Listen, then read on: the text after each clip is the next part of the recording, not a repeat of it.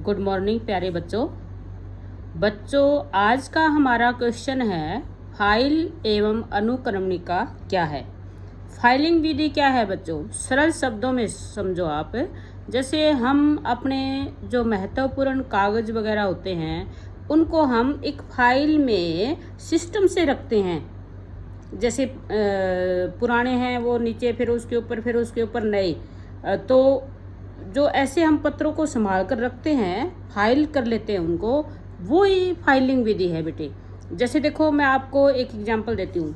जैसे ये मेरे पास फाइल है और इसके अंदर क्या है बच्चों, ये कागज़ है।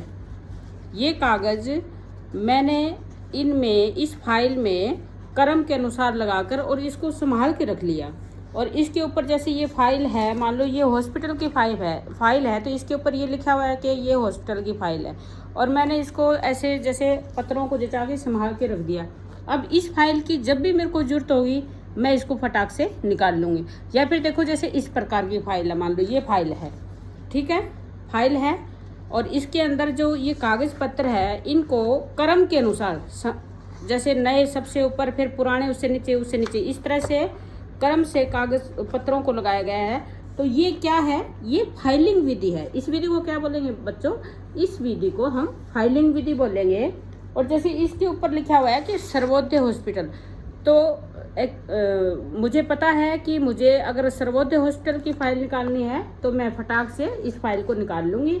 और इसमें से अगर मेरे को किसी कागज़ की ज़रूरत है तो उस कागज़ को मैं प्राप्त कर सकती हूँ। जैसे और भी है बच्चों, जैसे आप लोग अपनी DMC वगैरह जैसे ऐसे रखते हो, ये एक ऐसे एक फाइल लेते हो आप लोग ऐसे, और इसके अंदर क्या रखते हो आप अपनी DMC वगैरह रखते हो। जैसे कागज़ों को संभाल के रखने की प्रक्रिया ऐसे आप रखते हो। इसके अंदर देखो, आपने क्रम वाइज इसमें अपने कागज़ों को लगा लिया। और जब भी आपको ज़रूरत पड़ती है आप इसमें से किसी भी कागज़ को आसानी से निकाल सकते हो। इससे क्या फ़ायदा होता है बच्चों, इससे आपको क्या फ़ायदा होगा, इससे आपको ये होगा, एक तो आपके कागज़ पत्र जो हैं वो सुरक्षित रहेंगे। दूसरा, जब भी आपको ज़रूरत पड़ेगी आप उन कागज़ पत्रों को प्राप्त कर लोगे।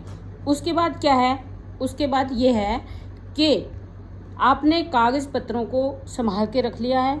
भविष्य में जब भी उन कागज़ पत्रों को आपको चाहिए, आपको ज़रूरत है, तो आप उनको ले सकते हो, उनको संभाल कर रख सकते हो। तो ये मैंने एक एग्जाम्पल दिया है आपको कि फाइल क्या है, यानी अनुक्रमणिका क्या है। अब हम आते हैं बच्चों, क्योंकि हम क्या है, हम ऑफिस, हमारा जो मेन मकसद है, कल को हम अगर सर्विस लगते हैं तो हमें ऑफिस में काम करना है।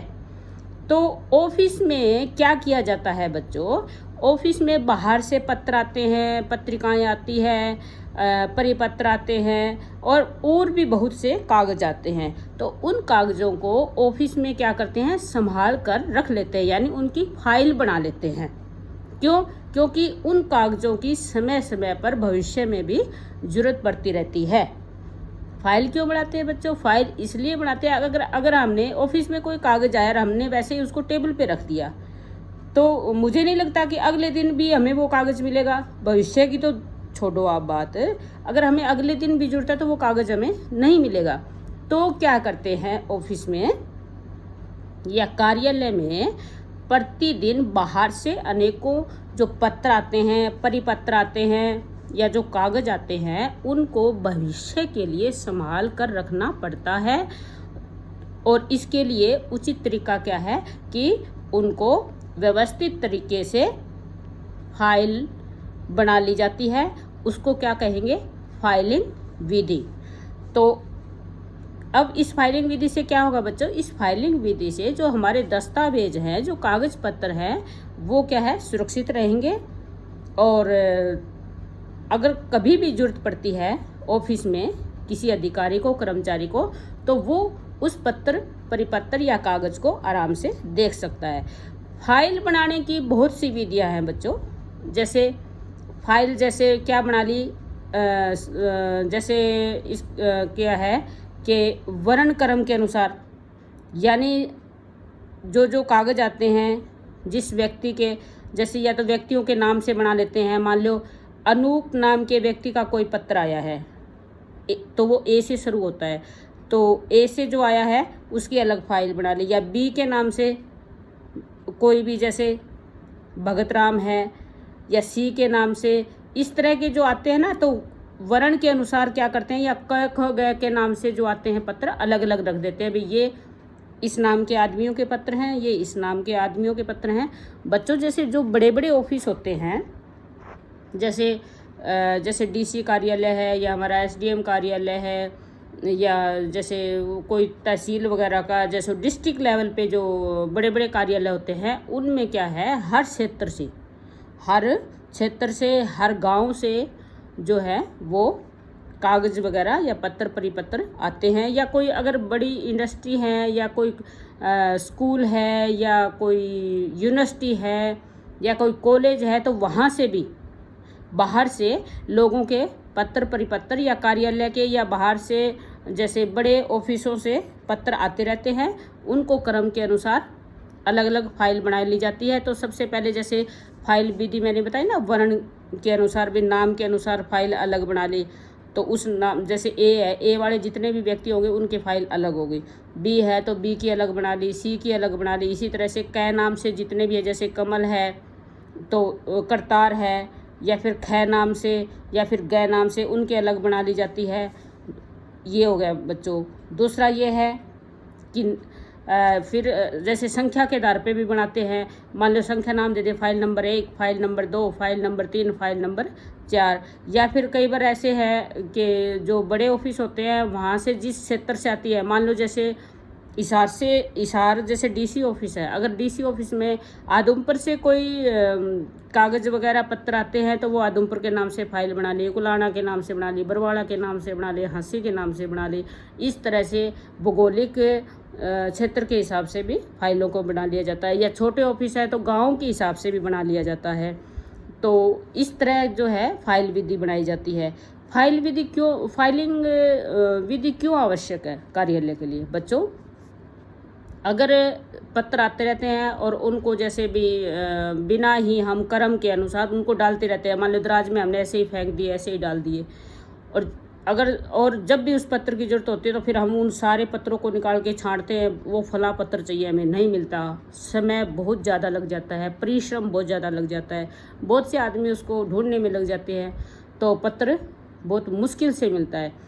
तो इस समस्या से छुटकारा पाने के लिए फाइलिंग विधि बनाई जाती है, जिससे कि फटाक से पता लग जाता है कि ये इस विषय की हमें जो पत्र चाहिए, या इस आदमी के नाम का पत्र चाहिए, या इस गांव के लिए कोई पत्र आया है, या इस ज़िले का पत्र है, वो इस फाइल में है, और तुरंत जो है कर्मचारी या अधिकारी उसको निकाल के दे देता है।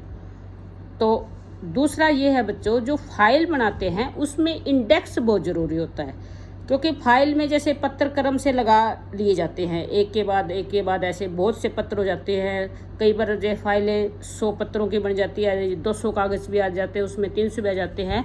तो फिर उसमें क्या है, अनुक्रमणिका जरूर बनानी चाहिए। अनुक्रमणिका क्या होती है बच्चों?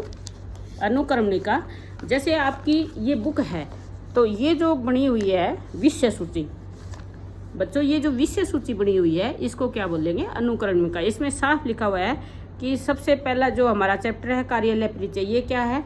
ये प्रश्न नंबर 1 से यहाँ तक है। फिर दूसरा डाक विभाग, ये प्रश्न नंबर इस पे है, इसको क्या बोलेंगे बच्चों? अनुक्रमणिका। यानी ये कागज इस पृष्ठ पे है या इस नंबर पे है। तो फाइलिंग विधि में अनुक्रमणिका बनाना भी जरूरी होता है, इंडेक्सन जिसको बोलते हैं, या विषय सूची जिसको बोलते हैं। तो आपको समझ आया होगा कि फाइलिंग विधि क्या है। अब एक परिभाषा अगर हमको देनी हो तो हम क्या कहेंगे बच्चों? हम ये कहेंगे कि रिकॉर्ड की व्यवस्था करना किसी भी सामाजिक, धार्मिक, व्यवसाय एवं किसी भी अन्य संस्था या कार्यालय का महत्वपूर्ण कार्य है। एक अच्छी रिकॉर्ड व्यवस्था वह मानी जाती है जिसमें आवश्यकता के समय सभी वांछित दस्तावेज सरलता व शीघ्रता से प्राप्त हो सके। अब फाइलिंग का अर्थ क्या है?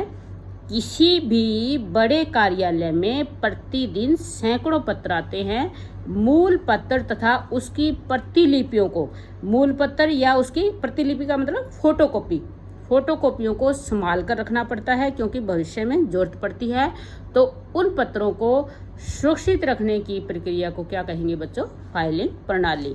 अब एक विद्वान के अनुसार हम इसकी परिभाषा क्या देंगे? जैसे जेसी डेनियर के अनुसार हम इसकी, अगर विद्वानों की परिभाषा पूछ ली जाती है बच्चों, अगर क्वेश्चन ये पूछ लिया जाए कि जेसी डेनियर के अनुसार फाइलिंग की परिभाषा क्या है, तो आपको उनके शब्दों को ज्यों का त्यों लिखना होता है।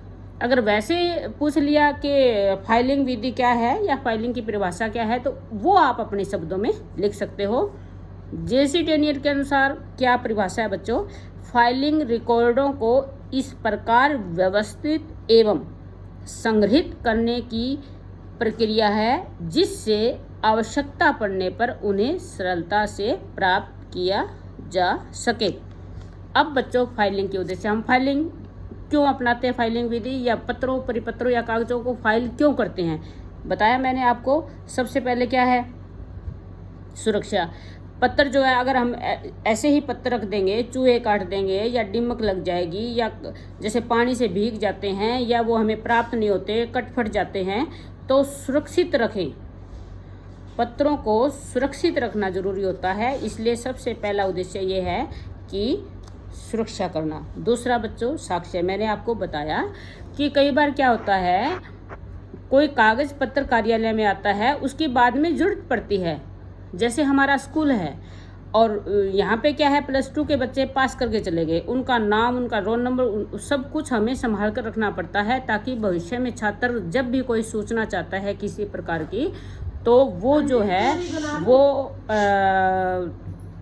हम जो है उस बच्चे को वो सूचना दे सके।